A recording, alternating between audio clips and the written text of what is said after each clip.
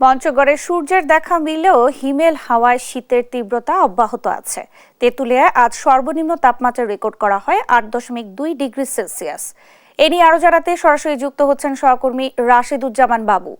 বাবু, ছিন্নমূল মানুষের জীবনে কি প্রভাব ফেলেছে শীত, বিস্তারিত জানাবেন।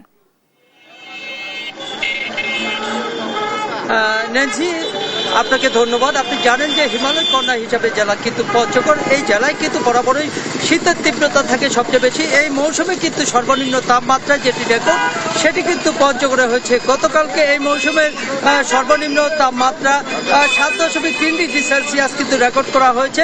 আজকে কিন্তু মাঝারি থেকে মৃদু শৈত্যপ্রবাহ, তবুও 8.2 ডিগ্রি সেলসিয়াস কিন্তু তাপমাত্রা সকাল 9টায় রেকর্ড করেছে তেঁতুলিয়া আবহাওয়া অফিস। এই যখন অবস্থা তখন কিন্তু আসলে আজকের সকালের পরে অর্থাৎ 9টার পরে আবহাওয়া দেখে বোঝার উপায় নেই যে আসলে শীত মৌসুম চলছে।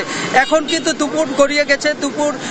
দুপুরে কিন্তু আসলে দেখছি যে হাস্য উজ্জ্বল যে রৌদ্রের আলো সেটি কিন্তু আসলে পঞ্চগড় জেলার উপরে পড়েছে, যেই কারণে কিন্তু মানুষ কিন্তু আজকে ঘর থেকে বের হয়ে নিজের কাজকর্ম সারছেন এবং কি কেউ আবার ফের উষ্ণতা নিতে কিন্তু আমরা দেখেছি যে খড়কুটো জ্বালিয়ে কিন্তু শীত নিবারণের চেষ্টা করছেন।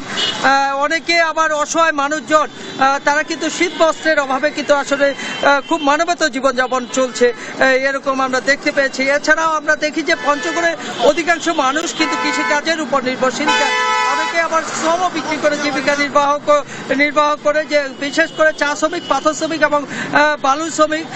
এর পাশাপাশি আমরা যদি বলি রিক্সা চালক, ভ্যান চালক, অটো চালক, সিএনজি চালক, এগুলো কিন্তু অত্যন্ত কঠিন সময় পার করছে। তারা শীত এলেই কিন্তু আসলে তাদের চিন্তার ভাঁজ কিন্তু কপালে পড়ে। আমরা কথা বলবো একজন নাগরিকের সাথে। আপনার কাছে জানতে চাই যে শীত কেমন আর পঞ্চগড়ে?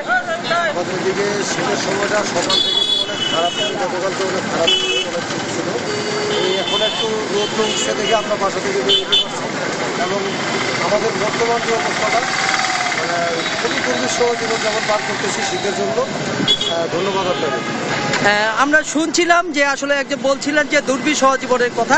আসলে এইরকম নয়, ঘন কুয়াশা এবং কনকনে ঠান্ডায় কিন্তু সকাল থেকেই কিন্তু জনজীবনে কিছুটা অস্থিরতা ছিল, কারণ সূর্যর দেখা মিলছে না। গতকালকেও কিন্তু আসলে তেমন সূর্যের দেখা মিলেনি। আজকে সকাল কিন্তু সূর্যের দেখা মিলেছে। আমরা যে কৃষি সম্প্রসারণ অধিদপ্তরের সাথে কথা বলেছিলাম, সেখানে বলছে যে আসলে অতিরিক্ত শীত যদি হয় তাহলে আলু এবং বীজতলা কিন্তু প্রচুর ক্ষতি হবে। অর্থাৎ এই ছিল পঞ্চগড় থেকে আমার কাছে সর্বশেষ সংবাদ। ন্যান্সি। বাবু, আপনাকে ধন্যবাদ।